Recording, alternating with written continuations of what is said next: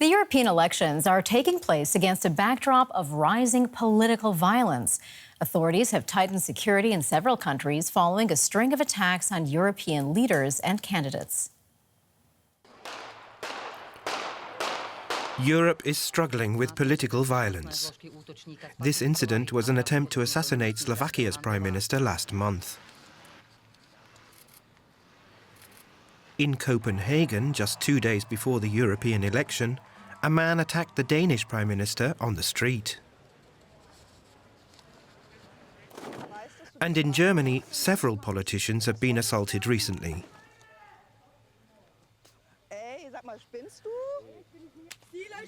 This DW footage shows a member of the Greens being harassed in Dresden in May. And the Social Democrats' top candidate in Saxony was badly beaten as he hung posters in the same city a few days earlier. The attacks on politicians and campaigners have prompted leaders to express serious concern about the state of democracy in the European Union. Recently, we have been receiving almost daily news of physical attacks on elected officials and politically active people.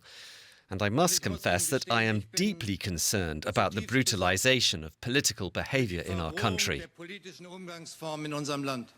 We must never become accustomed to violence in the political battle of opinions.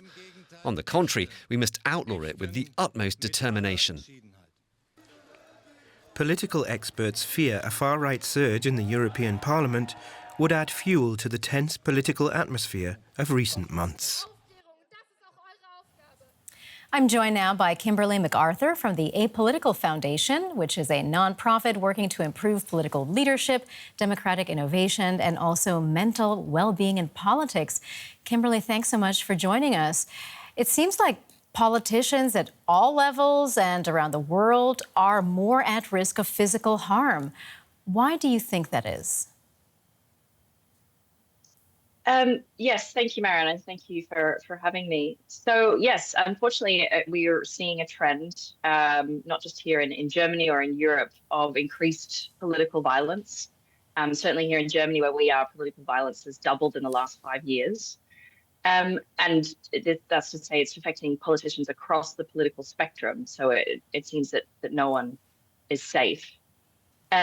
But what might be driving this at the moment in Europe and around the world, there are obviously many elections. So part of this increase might be because of it being a super election year, and politics and politicians are essentially much more in the limelight. They're more front and center in public discourse, in the media and in social media as well.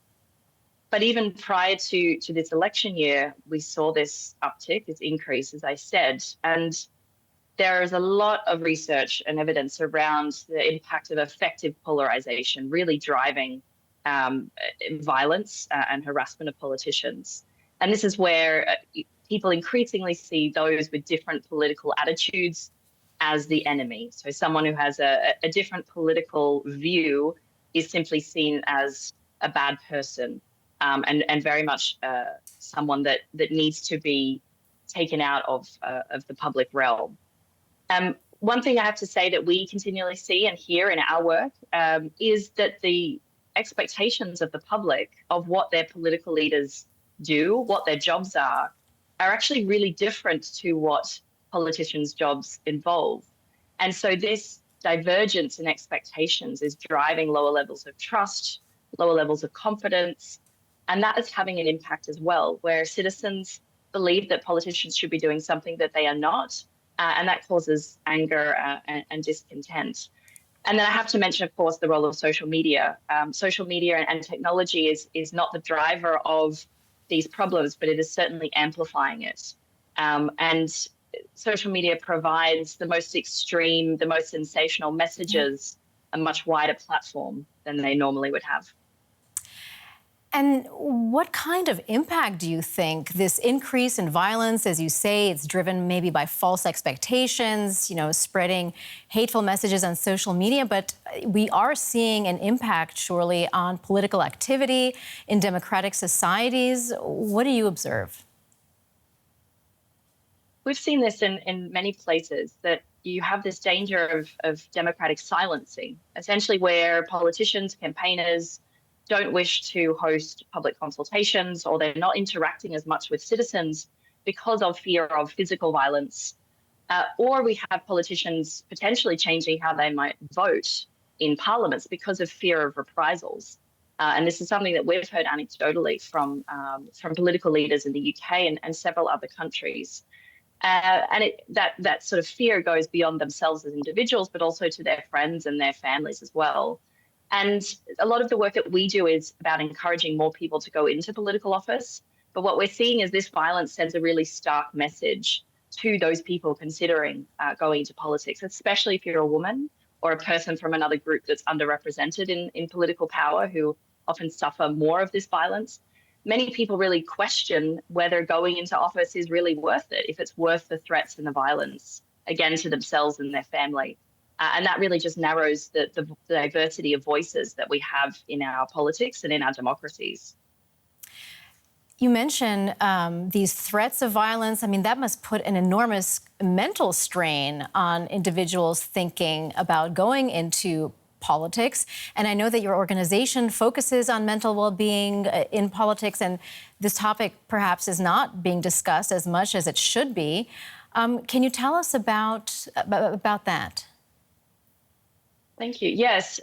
As you said, it's a hugely stigmatized topic to talk about mental well-being in the political context, and especially in certain countries around the world. But we did some research last year that found that 41% of the politicians that we surveyed had low or very low mental well-being. So that's comparable to emergency services workers or to health professionals during the COVID pandemic in certain places.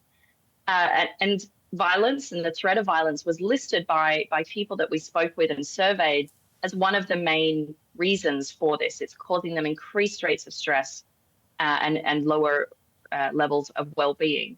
So that obviously then impacts their ability to think clearly, to think creatively, to problem solve, to think long-term, which are all these mental exercises that we need our political leaders to be undertaking, but we know are diminished if their mental well-being is low.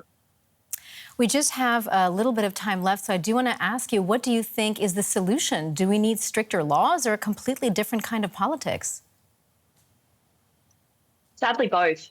Laws are one answer, and we have the examples in Mexico, for example, but we need a different kind of politics. We need a different workplace, if you think of a parliament as a workplace, because the violence and harassment doesn't just come from the public, it also comes from there as well. So changing the norms that make it okay for people to be threatened and harassed if you're in political office is one way as well. That was Kimberly McArthur from the Apolitical Foundation. Thank you so much. We appreciate it. Thank you.